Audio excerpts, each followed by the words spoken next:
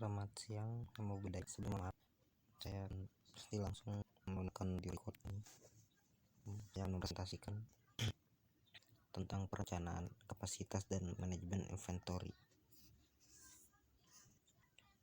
Yang pertama itu ada pengertian kapasitas. Kapasitas adalah kemampuan suatu sistem, organisasi atau individu untuk menanggung beban atau tujuan. Kapasitas dapat diukur dengan menggunakan indikator seperti produktivitas, efisiensi, dan kecepatan.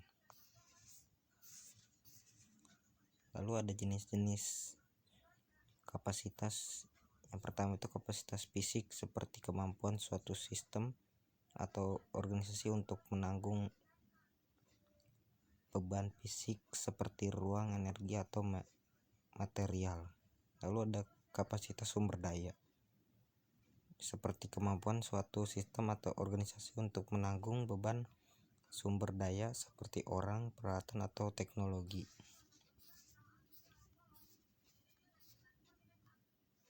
Lalu ada jenis-jenis kapasitas, yaitu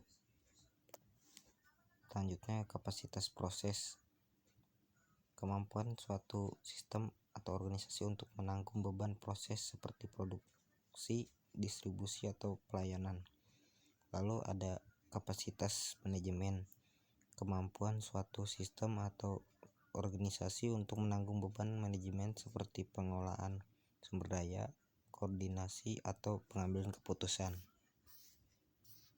Lalu selanjutnya kapasitas sosial, kemampuan suatu sistem atau organisasi untuk menanggung beban sosial seperti hubungan antar individu, komunikasi, atau kerjasama.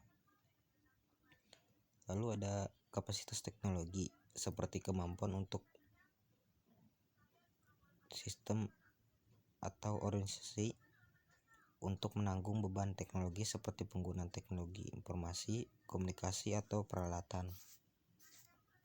Selanjutnya kapasitas keuangan, kemampuan suatu sistem atau organisasi untuk menanggung beban keuangan seperti pengelolaan dana, penggunaan sumber daya keuangan, atau manajemen biaya.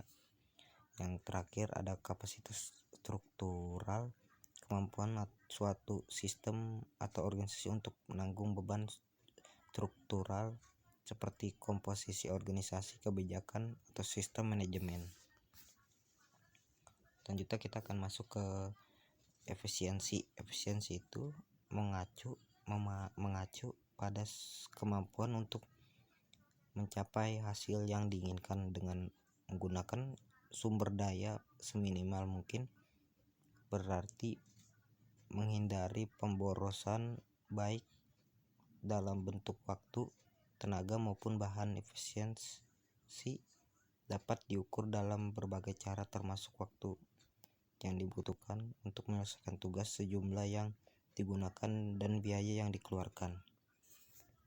Selanjutnya ada utilisasi. Utilisasi yaitu merujuk pada seberapa baik sumber daya yang tersedia digunakan. Ini sering dikaitkan dengan menggunakan fasilitas, peralatan, atau tenaga kerja. Utilitas yang tinggi berarti sumber daya tersebut digunakan secara maksimal, sementara utilitas yang rendah menunjukkan bahwa sumber daya tersebut digunakan sepenuh atau secara optimal. Selanjutnya kita memasuki metode break-even analysis. Break-even point atau titik impas. Analisis break-even digunakan untuk menentukan beberapa jumlah produk atau dalam rupiah atau unit keluaran yang harus dihasilkan perusahaan minimal tidak menderita kerugian atau break even. Oke, selanjutnya analisis ini merupakan peralatan yang berguna untuk menjelaskan hubungan antar biaya, penghasilan, dan volume penjualan untuk produksi sehingga sebanyak digunakan dalam penyelesaian masalah-masalah ekonomi material. Lalu berikutnya analisis break even menunjukkan beberapa besar laba perusahaan yang akan diperoleh atau rugi yang diderita pada berbagai volume yang berbeda di atas dan di bawah titik event. Banyak perusahaan yang harus beroperasi di atas 60 di kapasitas untuk break even secara beroperasi di atas 60 secara normal. Hampir semua perusahaan beroperasi pada sekitar 85%, walaupun banyak yang kan untuk beroperasi pada 90 atau 60%. Berikut ada rumus dari break even point atau titik impas. Rumusnya itu total revenue total sama dengan total cost, TR sama dengan P kali Q, TC sama dengan VC tambah dalam kurung VC kali Q, sehingga P kali Q sama dengan VC sama ditambah dalam kurung VC kali Q FC sama dengan dalam kurung P dikurangi FC kali Q, dimana P itu harga per unit, Q itu kuantitas yang dihasilkan, FC itu biaya tetap total, FC itu biaya variabel per unit.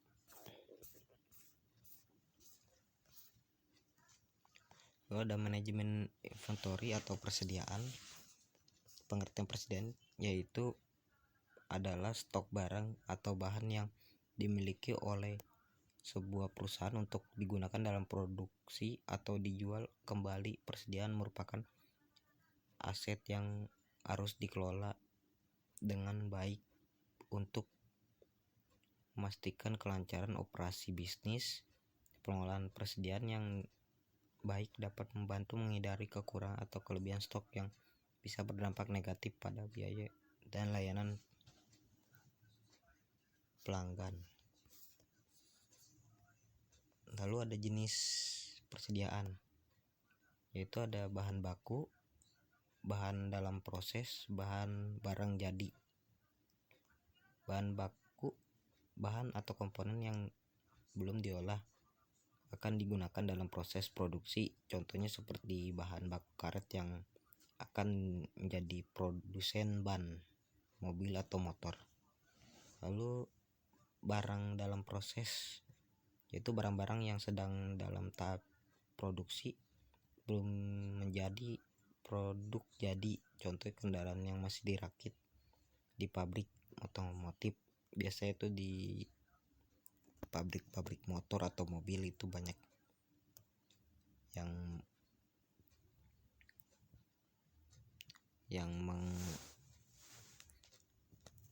memproduksi yang barang-barang yang masih belum jadi, yang masih dalam proses perakitan kerangka atau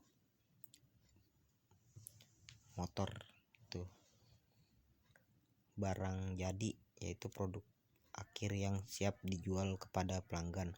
Contohnya kayak seperti pakaian atau baju jadi yang siap dijual toko. Next, fungsi persediaan: menjaga kelangsungan produk. Persediaan bahan baku dan bahan setengah jadi memastikan bahwa proses produk dapat berjalan tanpa gangguan karena kekurangan material.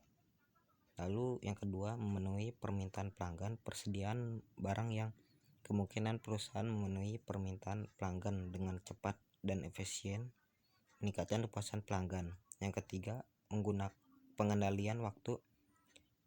Persediaan membantu mengatasi keterlambatan dalam pengiriman bahan baku dan produk jadi serta fluktuasi permintaan pasar. Hedging atau lindung nilai. Persediaan dapat digunakan untuk melindungi perusahaan dari fluktuasi harga bahan baku dan produk. Lalu yang kelima itu ada penghematan biaya. Membeli bahan baku dalam jumlah besar dapat memberikan diskon harga dan pengurangan biaya pengiriman. Lalu berikutnya kita masuk ke klasifikasi persediaan. Yang pertama itu berdasarkan tahapan produksi bahan baku material yang akan digunakan dalam proses produksi. Lalu ada bahan dalam proses, barang yang sedang dalam tahap produksi. Lalu yang terakhir itu ada barang jadi, produk yang sudah selesai dan siap untuk dijual. Lalu proses produk berdasarkan fungsi operasional, persediaan suku cadang dan bahan pembantu atau MRO. Barang-barang yang digunakan dapat pemeliharaan dan perbaikan alat produksi. Yang ketiga, berdasarkan sifatnya. Persediaan strategis, persediaan yang butuh untuk jangka panjang dan strategis. Lalu persediaan operasional, persediaan yang digunakan untuk membutuhkan operasional sehari-hari. Oke, selanjutnya kita akan masuk ke model economic order quantity. Yaitu maksudnya itu ada di sini salah satunya ada EOQ atau economic order quantity, adalah kuantitas persediaan yang optimal atau menyediakan penyebab biaya persediaan mencapai titik terendah EOQ. Model EOQ ini merupakan suatu rumusan untuk menentukan kuantitas pesanan yang akan meminimumkan persediaan. Lalu ada model EOQ digunakan untuk menentukan kuantitas pesanan persediaan untuk meminimumkan biaya langsung, biaya penyimpanan tersedia, dan biaya kebalikannya atau inverse cost pesanan persediaan. Lalu EOQ dibagi menjadi dua, yaitu biaya pesan atau ordering cost dan biaya simpan atau carrying cost. Lalu masuk biaya pesan itu seperti apa?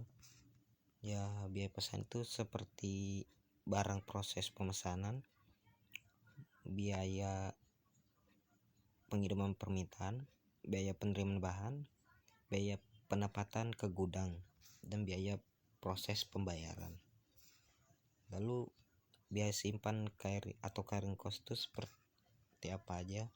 Yaitu seperti biaya sewa gudang, pemeliharaan bahan, modal, asuransi, dan kerusakan barang. Berikut ada rumusan dari EOQ. EOQ sama dengan akar 2 kali D kali S dibagi H, atau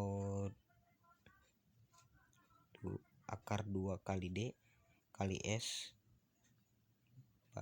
bagi 1 kali I kali C. Yang D maksudnya annual demand, itu unit,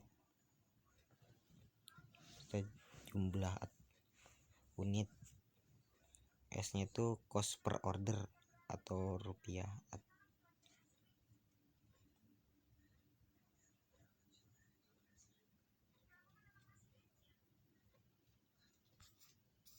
Oke, lanjut ke lead time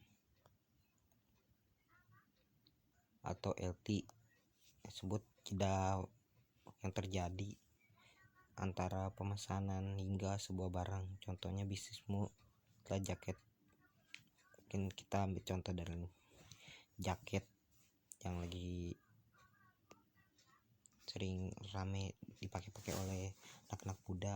Ini vendor jauh sehingga membutuhkan waktu untuk memesan order selama 14 hari. Packing 2 hari, lalu dikirim ke alamat kita 3 hari, lalu dirapikan butuh 1 hari. Maka berapa lead time yang dibutuhkan? Jadi 14 ditambah 2 tambah 3 tambah 1 sama dengan 20 hari. Mana 14 itu dapat dari order selama 14 hari. Lalu 2 itu dari packingnya itu 2 hari. Terus 3 hari itu mana waktu barang itu kirim ke alamat kita. Lalu 1 hari itu merapikan barang tersebut. Jadi totalnya itu 20 hari. Misalkan setiap order kamu 10 piece, antisipasi permintaan yang seperti apa. Lead time demand sama dengan time rata-rata penjualan per hari. 10 kali 20 sama dengan 300 piece. Artinya kamu punya 300 piece jaket untuk mengantisipasi permintaan pelanggan.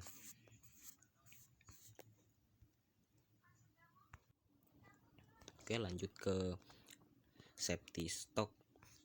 Stok minimum barang yang harus disiapkan untuk mencegah kekurangan barang ketika ada permintaan yang tidak pasti. Safety stock ini diperlukan untuk menentukan persediaan yang tepat. Jika persediaan terlalu besar, peredaran uang akan berhenti di modal perdagangan.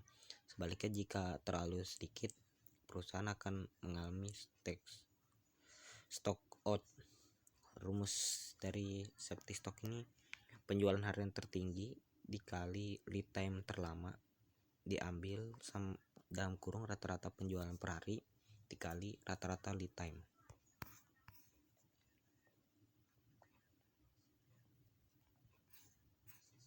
Lalu selanjutnya kita masuk ke reorder point atau ROP. Biasa disebut singkatannya ROP. Ya, titik pemesanan kembali, reorder atau reorder point. Titik waktu di saat perusahaan harus menyediakan kembali bahan yang dipesan sehingga penerimaan bahan yang dipesan tepat pada waktu persediaan di atas safety stock atau sama dengan 0. Rumusnya yaitu ROP sama dengan kebutuhan safety stock ditambah lead time. ROP 300 ditambah 450 sama dengan 750 reorder point. Baik, itu saja presentasi dari saya. Sebelumnya mohon maaf jika ada salah kata atau kurang dalam penyampaian presentasi dari saya. Mohon dimaafkan dan mohon maaf sekali lagi, saya menggunakan aplikasi recording karena dari kemarin saya nggak bisa gunakan Zoom untuk merecord, juga nggak bisa di Google Meet, juga nggak bisa untuk merecord. Untuk salah satu caranya ya ini hanya menggunakan record nih. Untuk sekian, terima kasih, selamat siang, namo buddhaya.